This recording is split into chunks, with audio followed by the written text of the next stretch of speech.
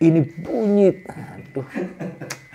Lagi enak-enaknya. Orang yang kerjanya di rumah sakit. Sakit. Aduh.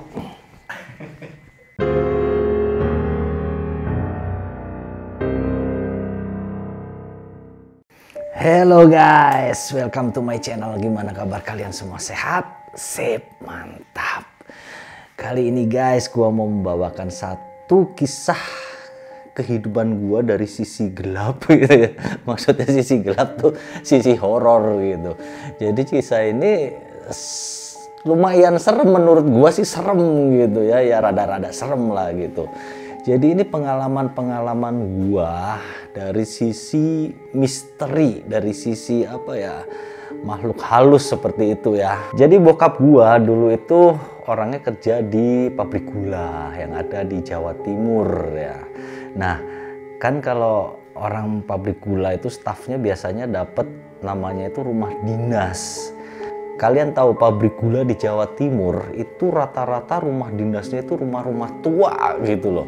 Begitu juga yang didapatkan oleh orang tua gua waktu itu. Rumah-rumah zaman Belanda.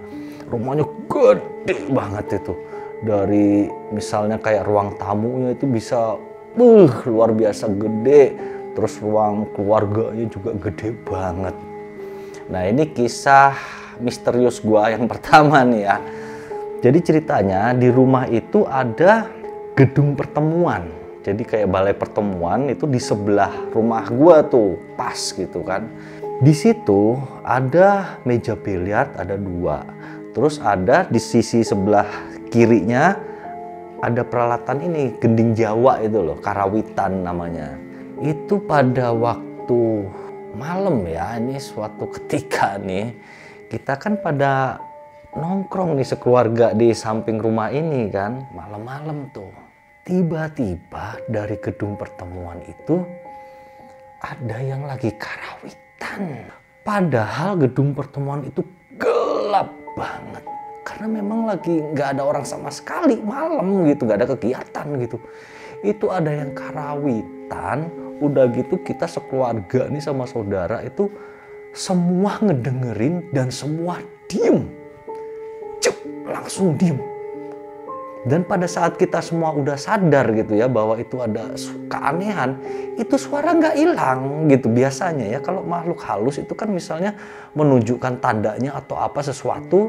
Nah, kalau si manusia ini menyadari gitu, dia kan langsung hilang seperti itu kan. Kalau ini enggak guys. Jadi begitu kita udah sadar, itu bunyinya terus. Dung, dung, dung, gong. Itu serem banget. Dan keluarga gue langsung masuk ke rumah semua. Padahal banyak kan ya, tapi takut berjamaah langsung masuk ke dalam rumah. Itu salah satunya. Terus ada lagi pengalaman selanjutnya. Kakek gue meninggal guys. Kakek gue wafat karena sakit. Kemudian kan dikuburkan, paginya dikuburkan. Semua keluarga dari jauh-jauh itu pada kumpul semua di ruang keluarga. Di antara ruang keluarga menuju ruang tamu itu ada gang. Ruang tamunya gede, ruang keluarganya juga gede. Kita ngumpul semua di ruang keluarga gitu. Wah, ngobrol biasa gitu. Tiba-tiba itu dari ruang tamu ya, itu ada suara orang melangkah. Itu jelas banget dan kenceng suaranya. Itu di ruang tamu nggak ada orang sama sekali. Jadi kita langsung terdiam ini sekeluarga ngedengerin. Cuman ini beda. Kalau ini mah kita rada berani gitu ya, karena dipikir ini suara orang beneran atau apa gitu kan. Karena bener-bener jelas deh ada orang riwa-riwi di ruang tamu. Cuman yang jelas itu suara 1 orang, nggak mungkin 2 orang. Kalau 2 orang kan langkahnya lebih rame. Ini jelas 1 orang gitu. Makanya kita samperin nih bareng-bareng, kita samperin ke ruang tamu. Set, emang kosong. Ruang tamunya emang kosong, gak ada orang sama sekali. Dan itu gue yakin memang makhluk halus ya, pasti itu deh. Terus masih di rumah itu juga ya. Pernah suatu ketika gue lagi tidur nih ya. Tiba-tiba gue terbangun. seperti ada yang ngebangunin. Gua lihat gini, set. Di atas gua itu di depan gua pas itu ada kakek-kakek, dia pakai topi kayak Charlie Chaplin itu loh, topi bulat gini, terus ininya bulat gitu, pakai tongkat, itu ngeliatin gua gini. Tapi gua pada saat itu sadar bahwa gua itu sedang bermimpi gitu loh. Oh, gua lagi ngelindur nih, ini bukan orang beneran. Gua sadar gitu loh guys. Gua lihat karena dia tersenyum, gua ikutan senyum dong gitu kan. Gue ikutan senyum gitu. Terus dia lama-lama hilang. Tiba-tiba berubah ada orang di depan gua. Ini orang beda lagi. Jadi kan ini tempat tidur gua nih. Di sebelahnya itu, di seberangnya, di kaki ya. Seberang kaki itu ada lemari. Lemari gede. Nah itu ada kacanya gede. Setelah orang tua ini berangsur hilang, terus tiba-tiba ganti orang itu muncul gitu. Set, orang itu menghadap ke cermin. Jadi orang itu ngebelakangin gua kan, ngehadap ke cermin. Dari cermin itu dia mantul ngeliat ke gua gitu. Jadi lewat cermin mantul gitu kan. Gua lihat, hah, orangnya serem. Pakai baju putih, rambutnya panjang dan itu laki-laki. Gua kaget. Hah, aduh, apalagi nih? Dan anehnya Pak, kalau orang diliatin gitu itu biasanya kan keadaan bener-bener sedang mimpi gitu ya. Kalau gua enggak, jadi gua itu bener-bener bangun dan bener-bener tahu bahwa gua sedang berhalusinasi. Begitu gua ngeliat itu orang ngeliatin ke gua lewat kaca, tiba-tiba dari hidungnya ini keluar darah mencrat. Itu kena seluruh lemari, itu semua darah, kena dinding itu semua darah. Gua kaget, wah gitu kan. Nah orang itu tiba-tiba hilang. Terus setelah itu apa yang gua lakukan? Gua tidur lagi guys, gua cuek. Karena apa? Gua hampir tiap hari di rumah itu selalu ditampakin. Pernah misalnya kayak gua ngelihat ada anak kecil ya. Jadi gue lagi tidur nih, tiba-tiba gue bangun, gak tahu kok bisa tiba-tiba bangun, itu gimana ceritanya gitu ya. Pokoknya tiba-tiba bangun aja gitu. Tiba-tiba itu di kaki gue tuh di kursi apa di tempat tidur ujung itu ya, itu ada anak kecil lari, cuk lari. Udah gitu gue lihat, anak kecil. Terus udah gitu balik lagi, cuk balik lagi. Udah gitu balik lagi naik ke tempat tidur gue. Di sebelah kaki gua gitu, di ujung. Begitu dia naik, blek, dia kayak anak kecil tapi badannya serba apa ya, gemuk gitu ya, makanya bulet gitu, kepalanya botak bunder gitu. Dia duduk di sebelah kaki gua di ujung tempat tidur. Sampai karena dia di ujung itu dia akhirnya jatuh gitu karena terlalu pinggir duduknya. Dia jatuh gini. Gitu kan. Gua langsung sigep itu, refleks langsung lompat, gua mau ini apa giniin gitu jangan sampai jatuh gitu. Bludak, itu dengkul gua sakit banget. Gua gini set hilang aja kampret kan. Aduh ini bener-bener dah itu rumah. Terus ada lagi pengalaman gua ngeliat pocong. Guys, ini bukan bohong, ini beneran asli pengalaman gua. Ceritanya ada saudara gua yang bisa ngeliat makhluk halus. Waktu itu saudara gua itu nginep di rumah gua.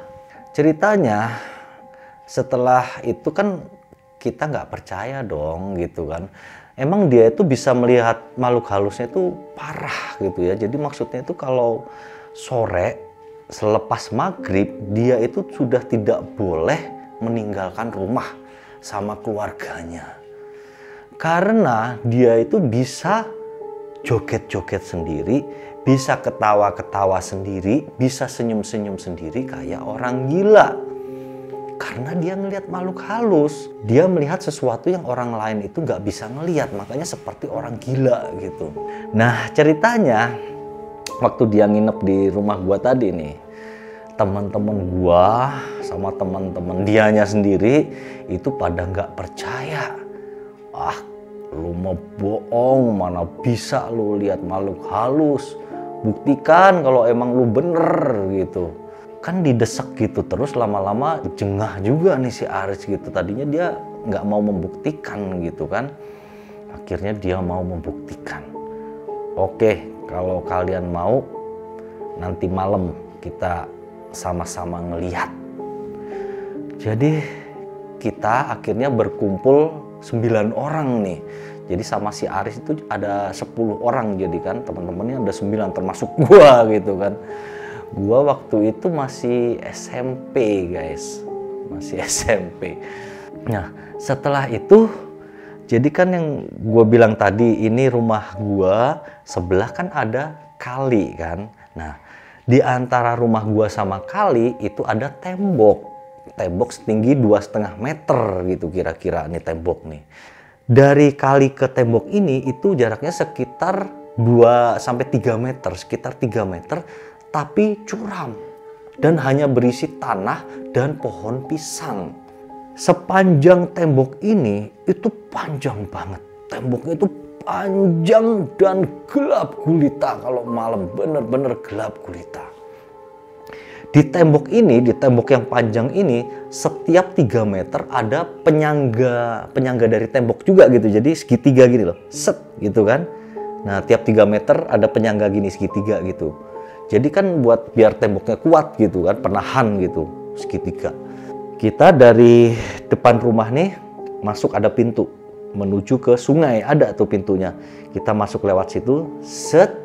Udah gitu kita berjalan menyusuri tembok. Si Aris ini paling depan, dia jalan paling depan, terus kita bersembilan itu di belakangnya saling berpegangan ini, kaos atau baju bagian belakang nih, saling berpegangan gitu kan.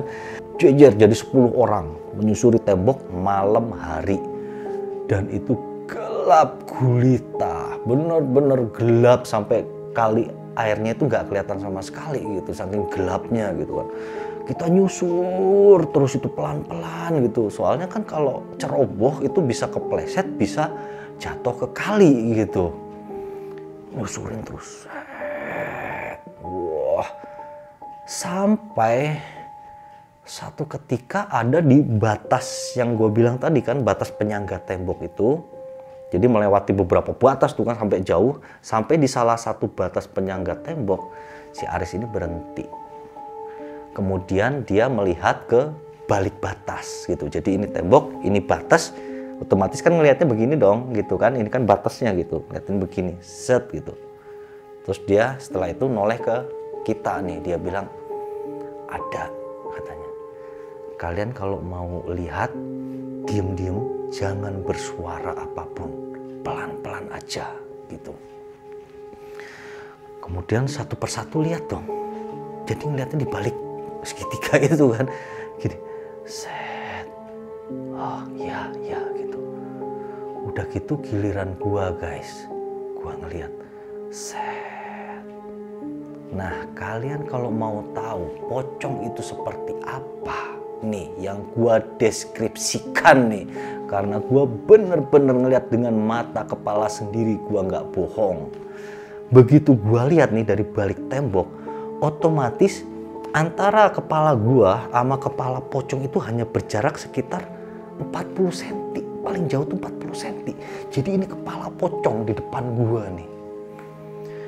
Pocong itu wajahnya warna biru. Udah gitu dia itu semacam apa ya, anak kecil gitu. Kalau sekitar umur ya 12 tahun, 10 tahun lah sekitar itu umurnya. Masih anak kecil kok. Dibungkus sama kain, bener, pocong itu dibungkus kain guys, dibungkus kain, set, nutupin segini, set.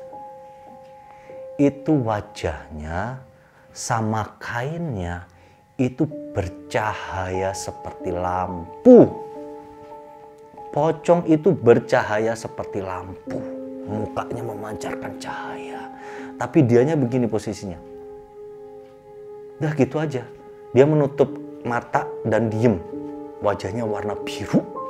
Itu pocong, gua asli itu nggak bohong.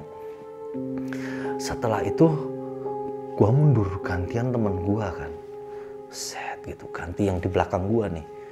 Set, yang lihat teriak, kampret. Jadi teriak, kaget yang lain, akhirnya kita jatuh. Itu saling pegangan kan ya. Jadi jatuh, semua akhirnya ketarik, kita semua nyebur ke kali guys. Cuman untungnya kali itu musim kemarau gitu loh. Jadi dangkal gitu kan. Jadi wah, dan kalinya nggak lebar, paling 4 meteran lah lebarnya, dan dangkal hanya sedengkulan gitu. Wah, udah gitu kita lari kalang kabut, udah mikirin diri masing-masing, kagak peduli lo nyangkut apa gimana gitu. Pokoknya mikirin diri masing-masing, mana gelap gulita gitu. Waduh, bener-bener gak karu-karuan itu, takutnya ampun itu. Aduh, itu salah satu pengalaman kampret juga tuh orang kalau ketemu sih. Payah tuh orang. Terus ada lagi nih, saat itu ada temen gua. Jadi temen ini adalah orang yang alim ya, dia orang pesantren gitu loh. Suka mempraktekkan dia itu kemasukan, tau nggak? Jadi ada yang kemasukan singa, ada yang kemasukan jurus kera gitu kan, ada yang gitu kan. Gua ngelihat itu gua ketawa guys, kagak percaya. 0% gue kagak percaya sama sekali. Namanya apa? Kalau orang nyerang, terus mantul, gitu kan, sebelum nyentuh itu bisa mantul segala macam. Apa itu bohongan, itu settingan, nggak percaya gue. Gue ledekin tuh anak. Kamu bisaan actingnya, gue bilang gitu kan. Kayak gitu, matanya merah, muka merah gitu, bisaan gitu. Lo mau kemasukan gitu kan? Teman gue bilang, ayo mana, gue berani juga, gue tantangin, ayo coba. Gue nggak percaya sama sekali gitu, bohongan. Akhirnya kita janjian nih. Gue ada di suatu tempat nih ya, tempatnya dia itu lumayan sepi sih memang. Jadi gue disuruh duduk gini, disuruh diem gitu ya. Gua nggak boleh mengerahkan tenaga di tangan, di kaki, di mana-mana, nggak boleh mengeluarkan tenaga sedikit pun. Gua harus tenang, rileks, mengosongkan pikiran. Yang satu-satunya tenaga hanyalah biar gua nggak terjatuh aja, istilahnya biar tetap tegak berdiri gitu kan, duduk gitu. Nah, gue saking pengen ngebuktikan bahwa itu bener-bener gitu. Gue turutin apapun perintahnya gitu. Gue disuruh mengosongkan pikiran, udah gue kosongin. Disuruh melemaskan badan, udah gue turutin. Disuruh diem, udah gue turutin. Sampai setengah jam, 1 jam, kagak ada apa-apa. Akhirnya gue tambah gak percaya kan. Coba lagi keesokan harinya, seperti itu juga. Bener-bener nggak ada apa-apa itu, nggak, bohong, bener-bener bohong. Sampai hari ketiga guys, gua nyoba ini. Justru di hari ketiga ini adalah hari puncak-puncaknya gua kagak percaya. Jadi di waktu gua diem sih, disuruh diem sih diem ya. Cuman pikiran gua udah pikiran apa aja udah gua pikirin gitu, udah nggak fokus istilahnya, udah nggak konsentrasi lagi gitu kan. Pada saat itu badan gue tiba-tiba kaku, tiba-tiba berat, bermula dari kepala ya, dari kepala gitu, gemeter gue gini, gemeter. Mulai pertama tangan gue kok gerak sendiri gitu kan, bener-bener gerak sendiri. Udah gitu terus serasa kaku gitu badan. Sampai akhirnya itu kerasa ada yang memasuki seluruh badan gua gitu. Gua langsung gini, langsung jadi kayak apa ya, kayak orang ditarik gitu, gimana sih, kayak seluruh badan tuh ditarik dari kepala sampai kaki itu ada yang narik berlawanan gitu. Gua langsung kaku badan gua guys, gini. Udah gitu gua nggak bisa ngomong. Itu bener-bener gue akhirnya percaya bahwa orang yang namanya kemasukan itu bener-bener ada, nggak bohong itu guys. Karena apa? Jadi pada saat kita kemasukan jin itu ya, gue mungkin sebutnya itu kemasukan jin ya, itu otak kita ya, pikiran kita itu 100% sadar. Jadi setelah kita kemasukan, kita bukannya jadi gila atau jadi gimana, tapi kita 100% dapat berpikir normal. Hanya saja seluruh tubuh kita itu bergerak sendiri di luar kendali kita. Tangan kita gerak sendiri, mulut kita teriak-teriak sendiri, kaki kita gerak sendiri, kepala apapun yang dilakukan itu semua gerak sendiri. Terserah lu ya, yang belum ngalamin percaya apa enggak ya, tapi ini pengalaman gua membuktikan bahwa itu memang benar. Mungkin segitu dulu ya, sedikit ya berbagi pengalaman aja gitu ya. Gua udah maksudnya buat ya selingan aja lah, biar nggak terlalu fokus pembunuhan atau apa terus gitu kan. Gua sekali-sekali cerita pengalaman pribadi gua, sharing-sharing aja kita. Oke, mungkin segitu dulu guys. Terima kasih atas perhatiannya. Thank you and see you.